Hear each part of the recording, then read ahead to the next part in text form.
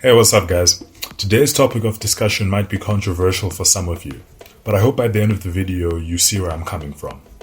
I know some of you only clicked on the video because you think I'm mad, but I stand by the title. Money can buy you happiness. Money can buy happiness. No, I'm not talking about material things because it's already been proven by several studies that more items does not equal happiness.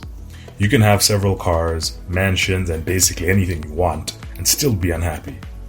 I'm talking about the options and freedom money can give you to unlock your happiness.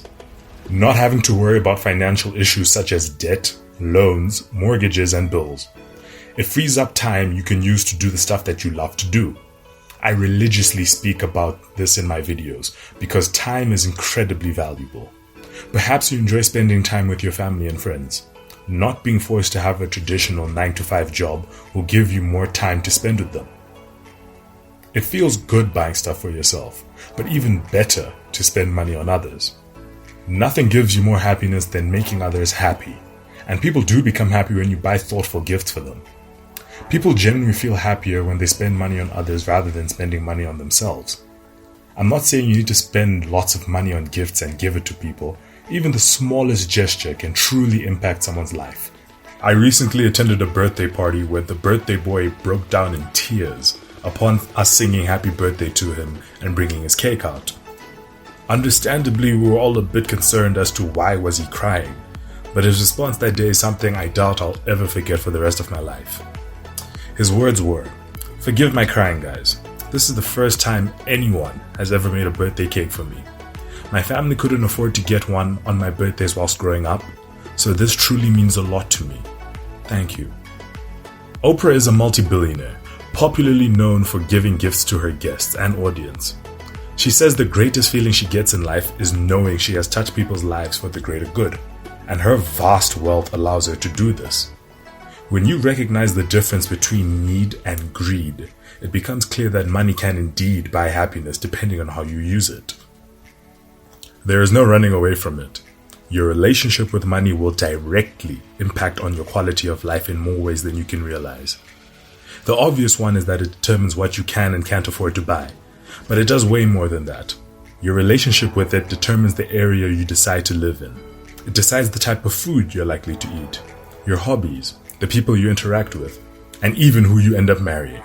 It's a topic I believe people don't talk enough about, and for something that will directly impact your life so drastically, it is vital to have a good relationship with it or risk having a life full of hardship, as this is something you will use no matter what profession you choose to enter down the line in your career.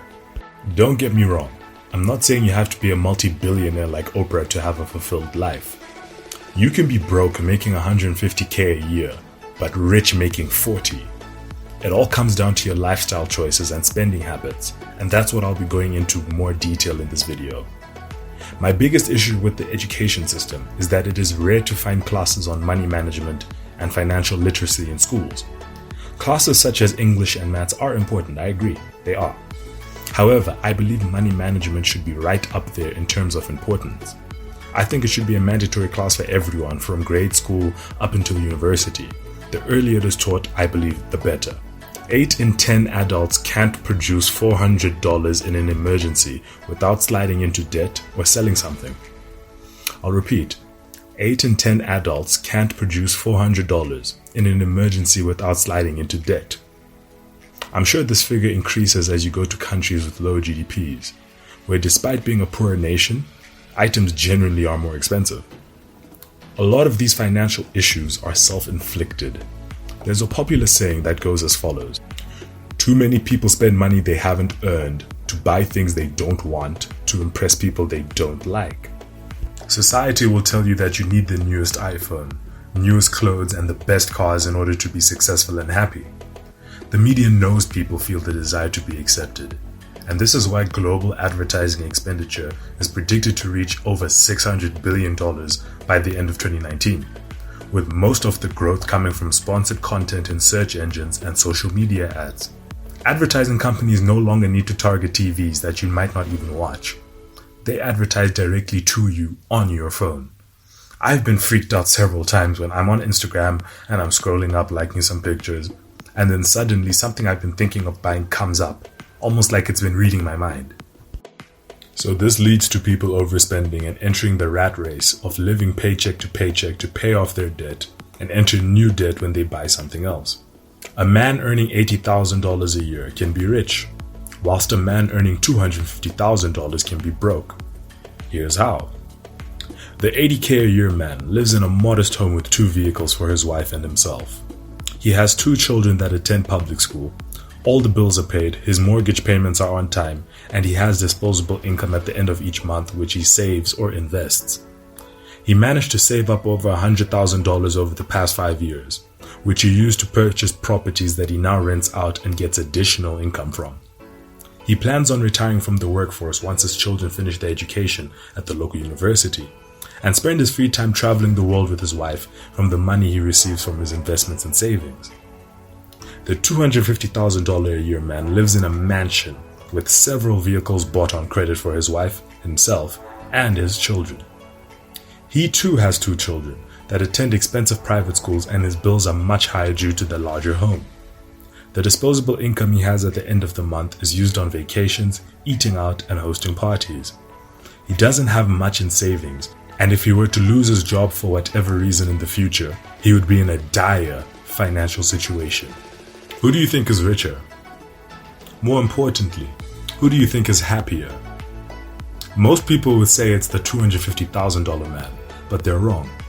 The $250K guy's wealth is attached entirely to his job. If he were to lose his job, he would be worse than broke. He would be in debt due to the expensive lifestyle he lives and little to no savings he has. The $80K guy's wealth isn't attached to his job. If he were to lose his job, he has investments that bring him money and savings he has accumulated over the years from this job. His family lives a modest lifestyle, and they don't spend money on unnecessary things. If he lost his job, he wouldn't need to panic because money is still coming in from elsewhere, and he has his savings from the lifestyle choices his family have made.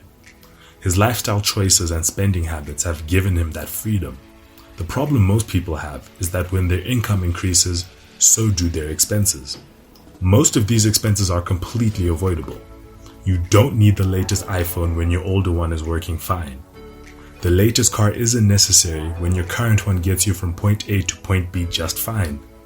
A vacation within the country you live in can be just as great as traveling halfway across the world. The problem nowadays is most people want something for nothing. People want to get rich quick. That's why so many people play the lotto. If you seriously sat down and laid out a 10-year plan, you'd be shocked at what you could achieve if you adjust your spending habits and lifestyle choices and not rely on get-rich-quick schemes. As I said earlier in the video, money management should be a mandatory course for everyone. There are many YouTube channels that help us with this, but my 2 favorites are The Minority Mindset and The Financial Diet. I've been following them for years, and I highly recommend you check them out if you wish to get your spending habits under control. I'll put the links to their channels in the video description below. Money is the root of all evil. Money can't buy you happiness. I'm sure you've heard at least one of these phrases in some form or another, and I disagree with them all in some form or another. Let me explain why. People say money changes people, but I don't think that's true. Money simply amplifies and exposes the true colors of someone. If you were a greedy person before, money simply allows you to be greedier to a larger extent. You might find people who won the $1 million lotto start showing off and posting pictures on Instagram about their lifestyles and their newfound wealth. Those same people are likely to end up broke within a year because they had no plan for that money and blow it on stuff that they don't need to impress people they don't like with money they don't have. Money isn't evil. People's love of money and what it can do for them is. It's the same argument people bring up when they say guns kill people. No, they don't. Put a gun in front of you and leave it there. It won't kill you. It won't kill anyone.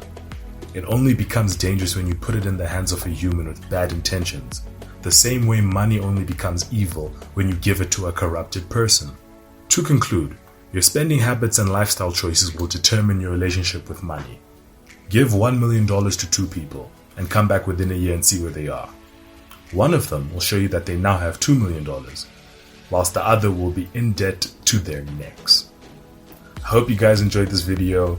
Thank you for the 200 subs. I mean, I started this channel back in January and I was just going to be happy, if I could even hit 100. The fact that I'm now at 200 and over 10,000 views later, it's actually made me want to continue doing these videos for you guys. And this is probably going to be one of my longest videos yet. But this is a topic that I really think is important and people should be talking about more often. So I hope you learned at least something from the video, and I'll catch you guys in the next one. Cheers.